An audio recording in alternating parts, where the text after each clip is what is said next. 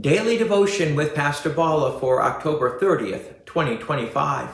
To you, O Lord, I call. From Psalm chapter 28, verses 1 and 2. To you, O Lord, I call. My rock, be not deaf to me, lest if you be silent to me, I become like those who go down to the pit. Hear the voice of my pleas for mercy when I cry to you for help, when I lift up my hands toward your most holy sanctuary. Now, David begins Psalm 28 with a cry that comes from deep distress. To you, O Lord, I call. This isn't a casual prayer.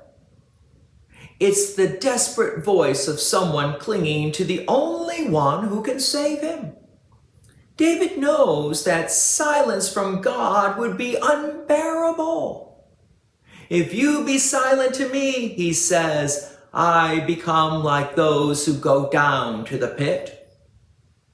Without God's mercy, he knows he would be no different from those lost in judgment and despair. That honesty is what makes this prayer so powerful. David doesn't hide his fear or his weakness. He lays it bare before the Lord, calling him my rock. In the midst of turmoil, David finds stability, not in his own strength, but in God's steadfast character. The image of God as a rock appears throughout Scripture. It speaks of reliability and refuge. When everything else crumbles, the Lord remains unmoved. David's greatest fear is not death nor defeat. It's divine silence. He cannot imagine life without fellowship with God, to be cut off from God's presence, to no longer hear God's voice of mercy. That would be spiritual death. And so David lifts his hands in prayer, directing his plea toward the Lord's most holy sanctuary. Now that gesture expresses both dependence and faith.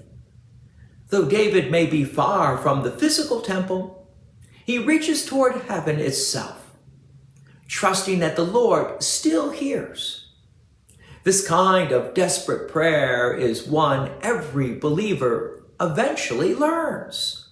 There are seasons when God feels silent, when our cries seem unanswered and our hearts grow weary. In those moments, this psalm gives us words to pray.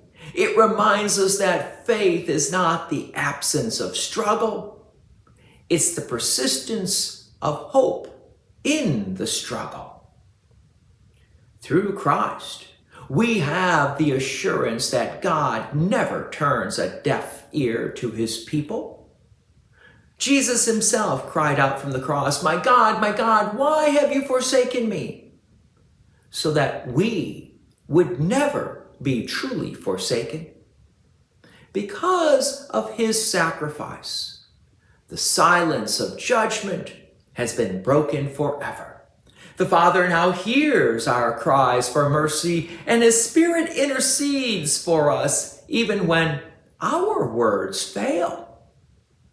So when you feel forgotten or unheard, remember David's prayer and take heart. Call out to the Lord your rock.